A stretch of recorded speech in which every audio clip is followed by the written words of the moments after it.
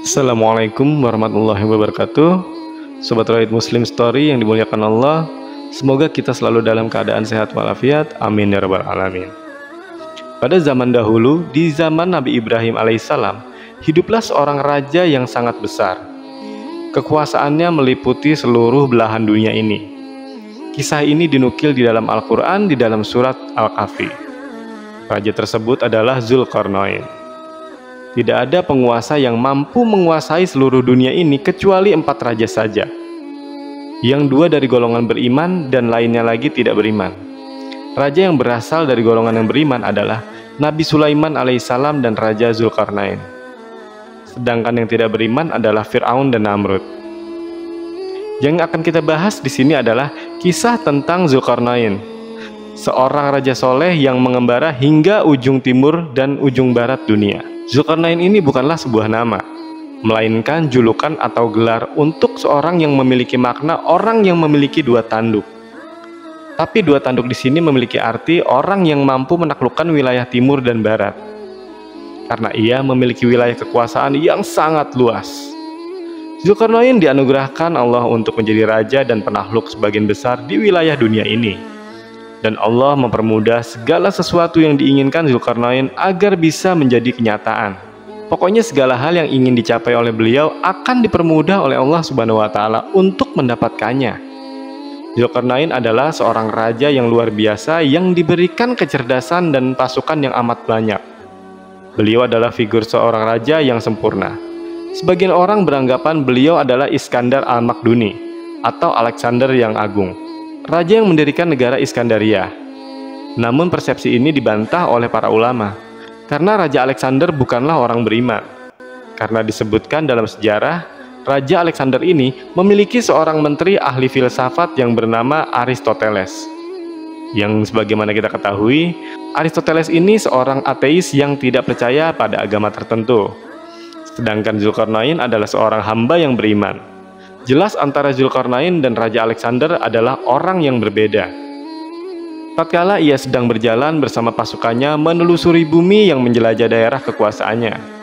Pada akhirnya, ketika suatu hari dan pasukannya menuju barat di tempat tenggelamnya matahari, sampai ketika di suatu tempat ia mendapati matahari seolah-olah terbenam di laut yang berlumpur hitam. Tempat ini berada di ujung barat di belahan bumi ini. Ketika ia tiba di suatu tempat di lokasi itu, ia menjumpai suatu kaum yang ternyata kaum tersebut adalah kafir. Dan kemudian Allah memberikan pilihan kepada Zulkarnain.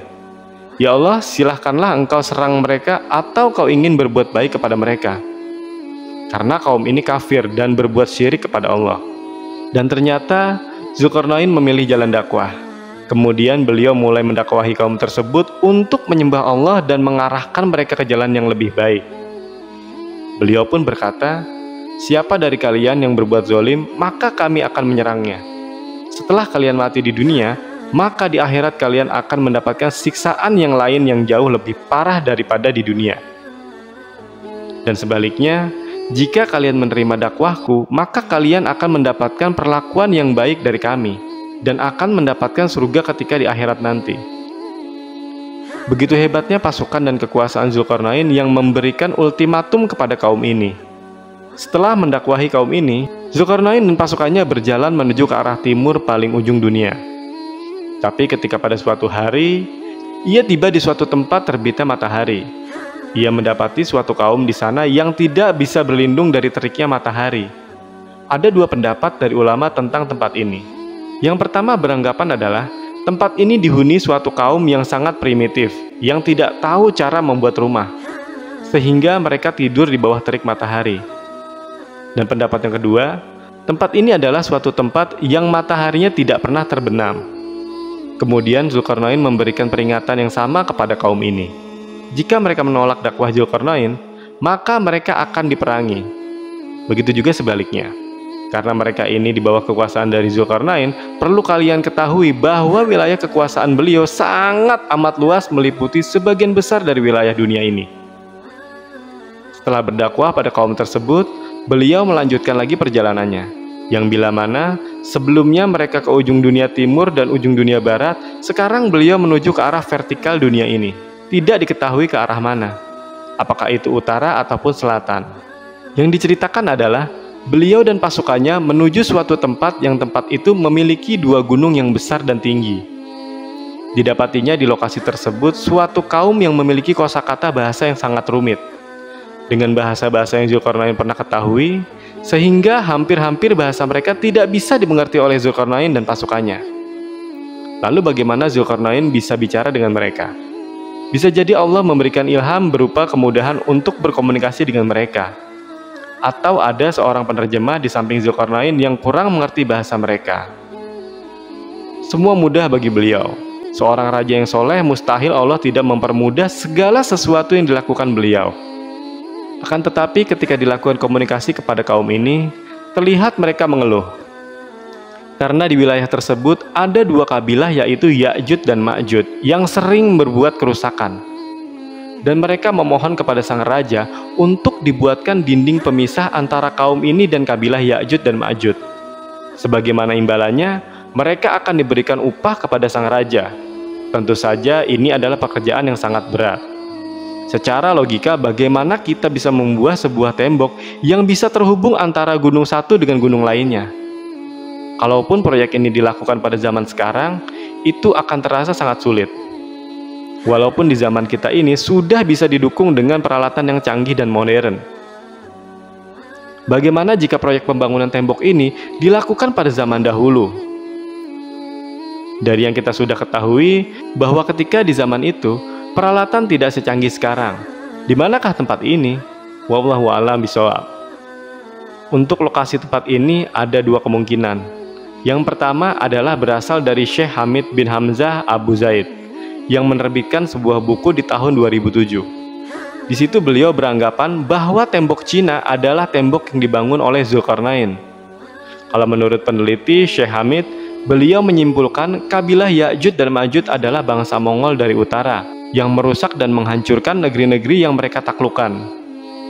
Kemudian ada juga yang berasumsi bahwa tembok itu berada di lokasi antara Azerbaijan dan Armenia. Di area itu terdapat gunung yang mirip dikatakan dalam cerita Raja Zulkarnain. Menurut cerita dari warga setempat, ketika mereka berada di dekat gunung itu, mereka merasakan bulu kuduknya berdiri luar biasa.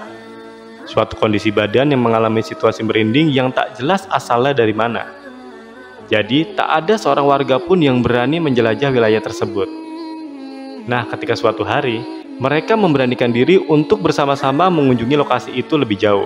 Dekat gunung itu, mereka mendengar suara riuh seperti orang yang sedang bekerja memukul-mukul suatu secara beramai-ramai.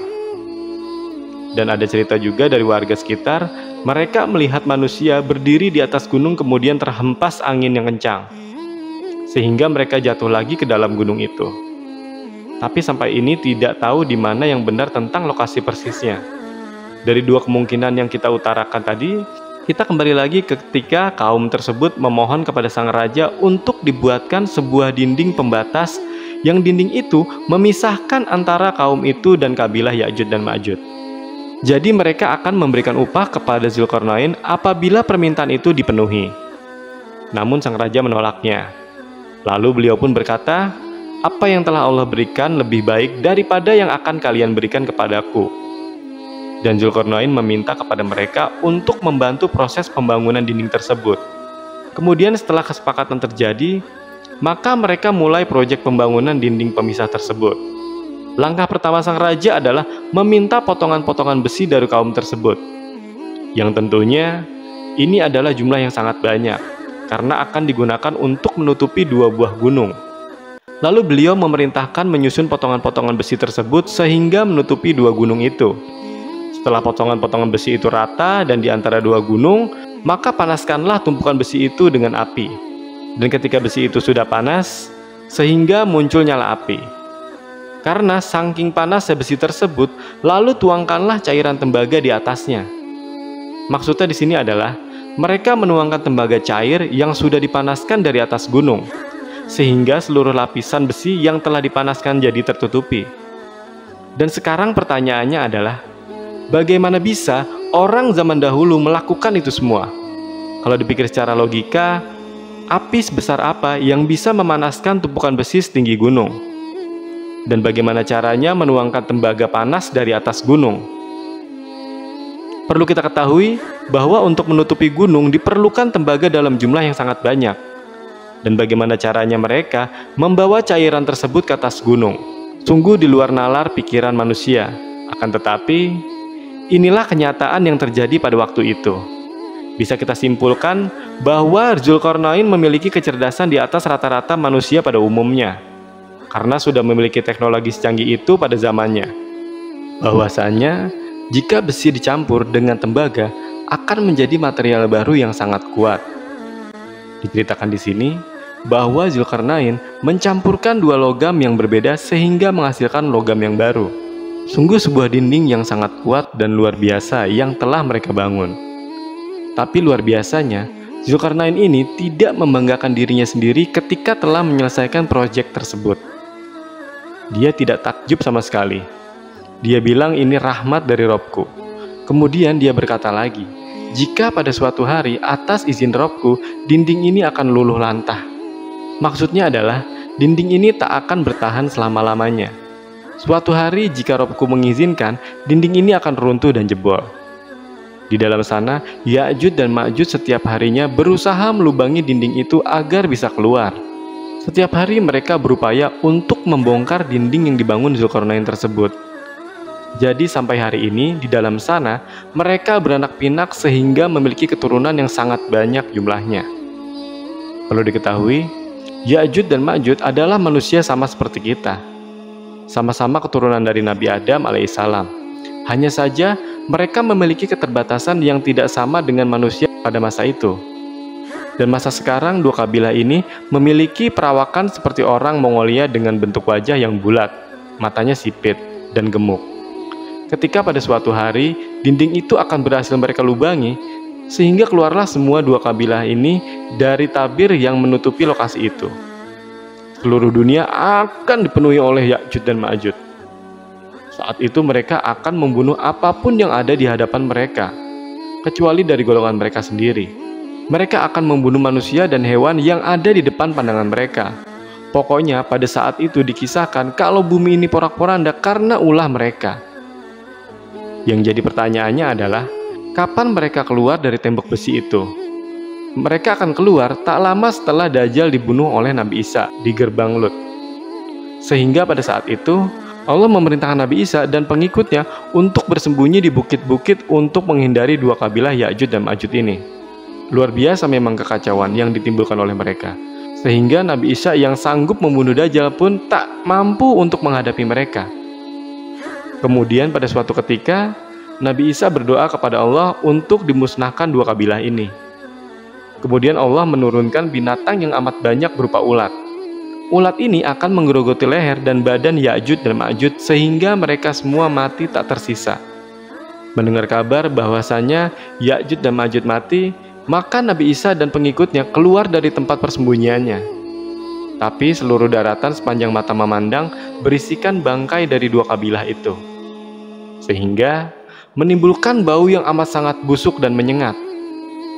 Lalu kemudian Nabi Isa berdoa kepada Allah untuk membersihkan bumi ini dari bangkai Ya'juj dan Ma'juj.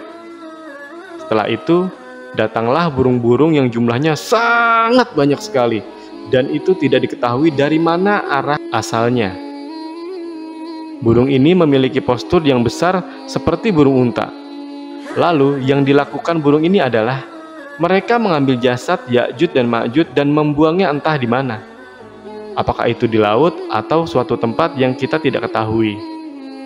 Untuk menghilangkan bau busuknya, Allah menurunkan hujan yang mengguyur seluruh daratan di muka bumi. Dan hasilnya, bumi kembali menjadi bersih seperti sedia kala.